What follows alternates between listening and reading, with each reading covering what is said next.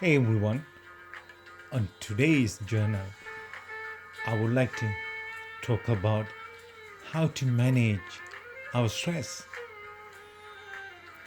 We all know what it's like to feel stressed, but it's not easy for us to explain what stress means. When we say things like, this is stressful or I am stressed, we are referring a particular situation or our reaction to being placed under pressure. We get stressed about anything and everything. If we don't have a job, we get stressed. If we have a job, we get stressed. If we don't go to university, we get stressed. If we go to university, we get stressed. If we get married, we get stressed. If we don't get married, we get stressed. So stress is a never-ending part of our life. So what's the reason behind all this? There can be only one reason for all of these miseries, that we don't know how to manage our mind.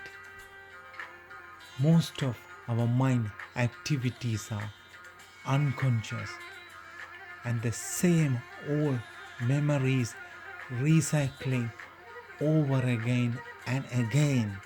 For most of us, we either always living in the past or living in the imagined future unconsciously.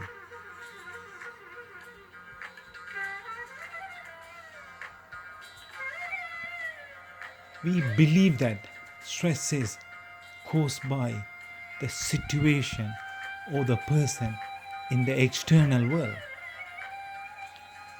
Stress is an unconscious mind activity of rejecting the mind created situation. If we can acknowledge this, then we are giving an opportunity to transform our mind. We can only transform the mind, not the situation, because situation, it doesn't exist actually outside of us. It only exists in our mind, in the thought process. So if we are to come out from stress, we need to transform our mind, not the situation or the person. Is very important. It's a key. You need to understand the difference. If we ignore this, then we think that situation in itself is producing stress, is forcing us to become overwhelmed, and nothing we can do about it. We will be trapped forever.